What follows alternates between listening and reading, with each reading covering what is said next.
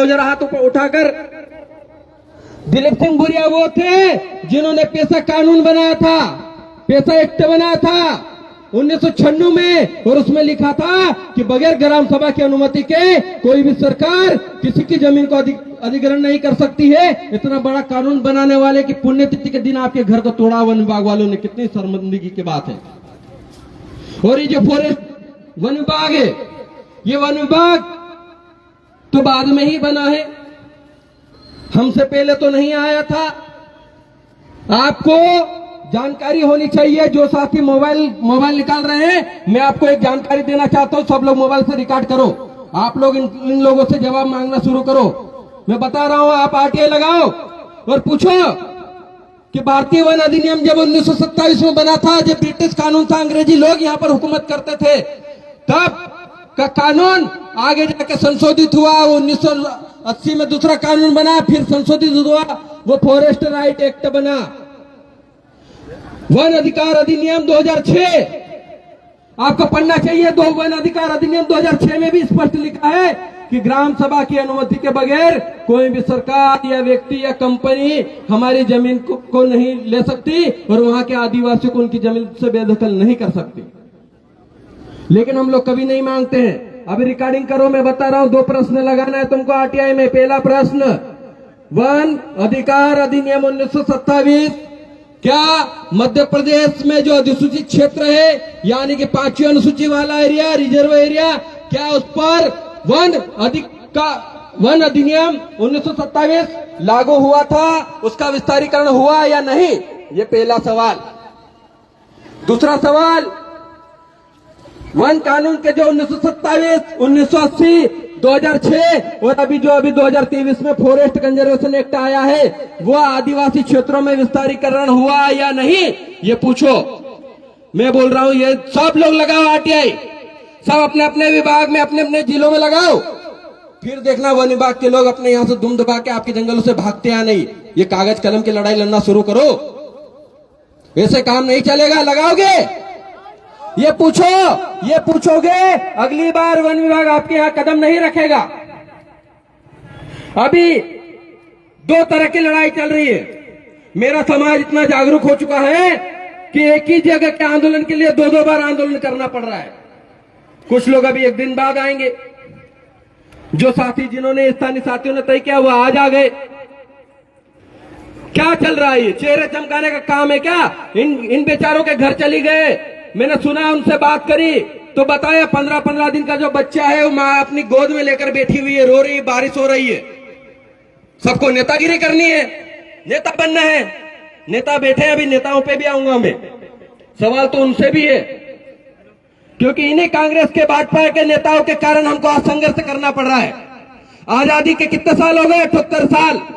78 साल से पहले से हमारे लिए 5वीं अनुसूची बना, हमारे लिए ग्राम सभा का प्रावधान बना, उसको जमीनी स्तर पर लागू नहीं किया। जितनी दोषी कांग्रेस है वही भाजपा भी है। इन्हीं लोगों के कारण हमको संघर्ष करना पड़ रहा है। अभी देखा, एक नेता दिखे हैं मुझे, बैठे हैं मंच पे। अच्छी बात है कि इस आंदोलन में आए, लेकिन आपसे भी सवाल है महोदय कि जब 2006 वन जो फॉरेस्ट राइट एक्ट बना था तो वो आपकी सरकार में बना था। आपको इनको सबको पट्टे देना चाहिए थे। वन पट्टे अगर दे दिए होते तो आज हमारे घर टूटते क्या? आपके पास कागज होता तो टूटते क्या? ये गलती किसकी है? और अभी भाजपा की सरकार ने फॉरेस्ट कंजर्वेशन एक्ट ले आए, वन संशोधन अधिनियम ले आए। वहां पे ग्राम सभा को भी नहीं मान रहे। हम कानूनी लड़ाई लड़ेंगे तभी जीत पाएंगे, वरना सिर्फ आपका खियोनी के घर नहीं टूट रहे हैं, बुरहानपुर में भी घर तोड़े जा रहे हैं, डिंडोरी में भी घर तोड़े जा रहे हैं, नालसा में भी घर तोड़े जा रहे हैं, खंडवा में भी घर तोड़े जा रहे हैं। पूरे मध्य प्रदेश में वन विभाग का ये अभियान चल रहा है, अतिक्रमण हटाओ। जिस जंगल को बचाने वाले लोग हम, वहां पे उस जानवरों को बचाने के लिए हमको उजाड़ रहे हैं। वो जानवर जो कभी हमारे घर के पालतू हुआ करते थे, उनको बचाने के लिए आदिवासियों को उजाड़ा जा रहा है। ये गलत है, हम इसका विरोध करते हैं। और हम चाहते हैं कि जहां पर आदिवासी रहता है वहीं पर उनके घर और वहीं पर उनके पट्टे दिए जाए। अभी सरकार के कुछ लोग आए थे, जो एग्जीक्यूटिव लोग हैं, चाहे वो एसपी हो, कलेक्टर हो, क्या किया आप लोगों का? 10,000 रुपए देके चले गए। यही किया, राशन पानी थोड़ा बहुत देके चले गए। अभी ये लोग रहे कहां? इसकी क्या व्यवस्था है? इसमें कोई बात करी क्या? आपके लिए टीन शेड की व्यवस्था करी क्या? आपके घर में जो राशन था, आपके घर में जो पालतू जानवर थे, गाय भैंस, उसको वहीं पर छोड़ के आना पड़ा। कितना दुख का समय है।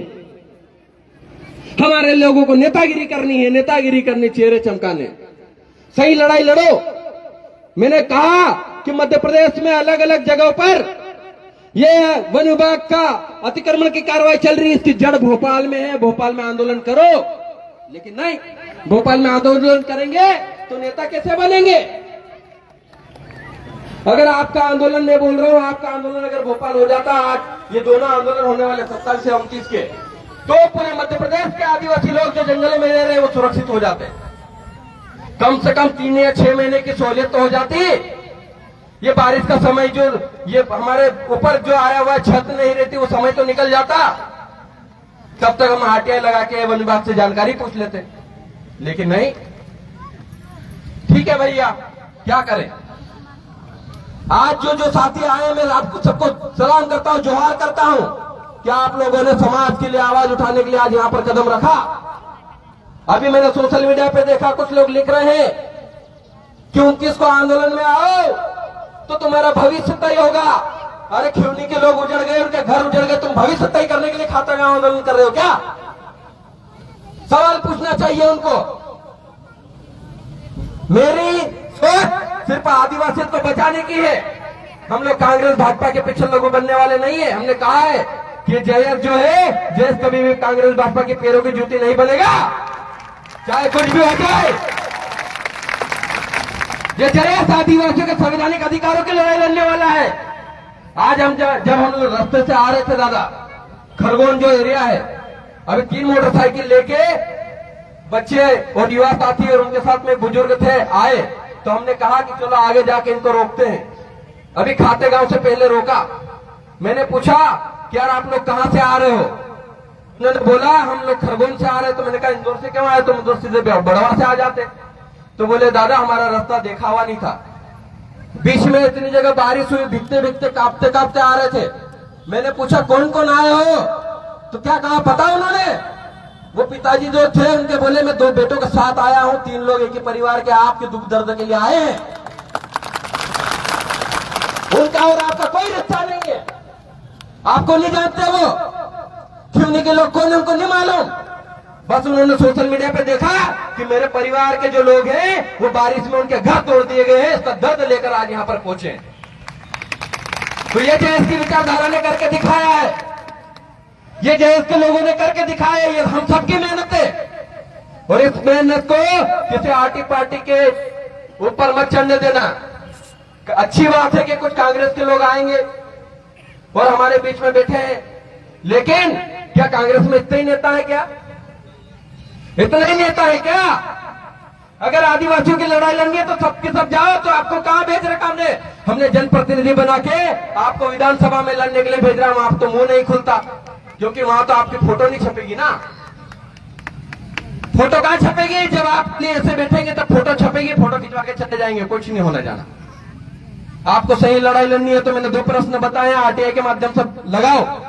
और जो बीजेपी के नेता है वो भी हमारे समाज के हैं, आदिवासी हैं, विधायक सांसद आदिवासी तो है ना, आदिवासी सर्टिफिकेट की वजह से सांसद विधायक बने हैं ना। लेकिन उनका देखो मुंह नहीं खुल रहा है, चुपचाप बैठे हैं, चुपचाप बैठे हैं, उनका मुंह नहीं खुल रहा है।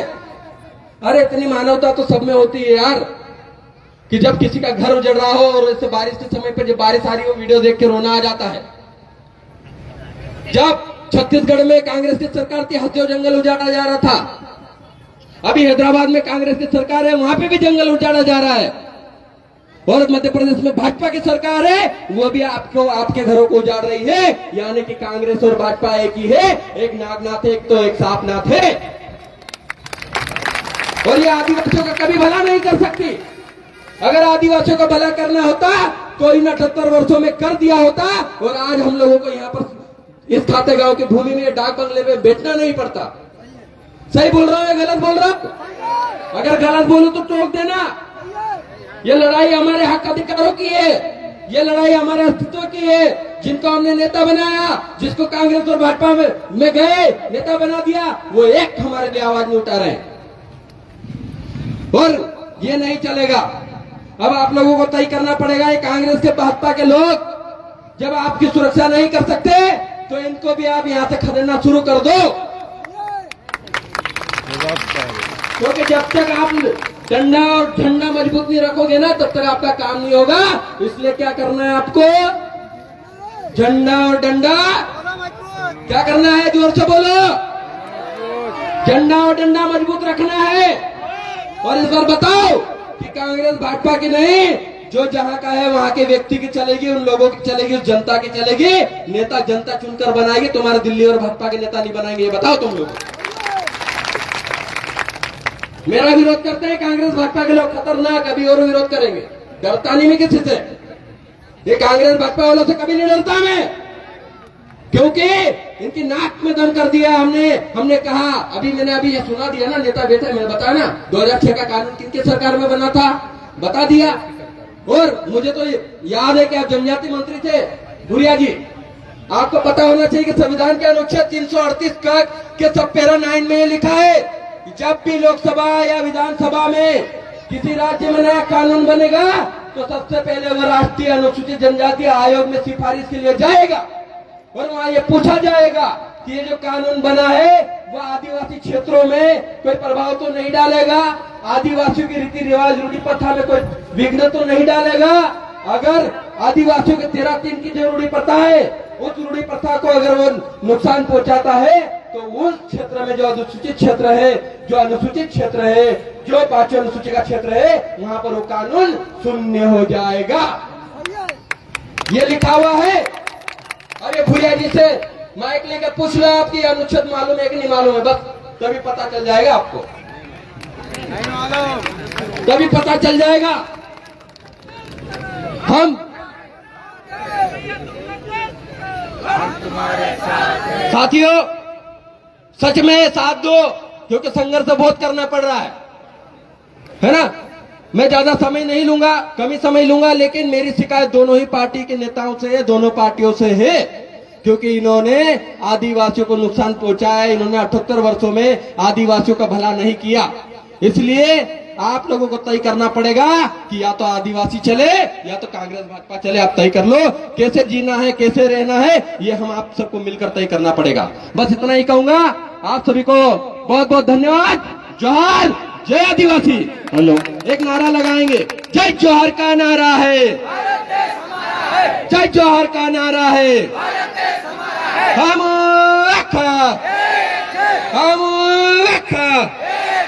लड़ेंगे, अरे लड़ेंगे। एक आखिरी डायलॉग बोल के जा रहा हूं, उस जवानी में आग लगा देना है ना। संघर्षों के साए में असली आजादी पलती है, अरे संघर्षों के साए में असली आजादी पलती है। इतिहास उसी ओर मुड़ता है जिस ओर जवानी चलती है, जिस ओर जयस चलता है, जिस ओर आदिवासी चलता है। बहुत बहुत धन्यवाद। अब मैं सभी साथी दूर दूर से आए हैं, सभी का स्वागत है। और इसी के साथ में मैं अगला संचालन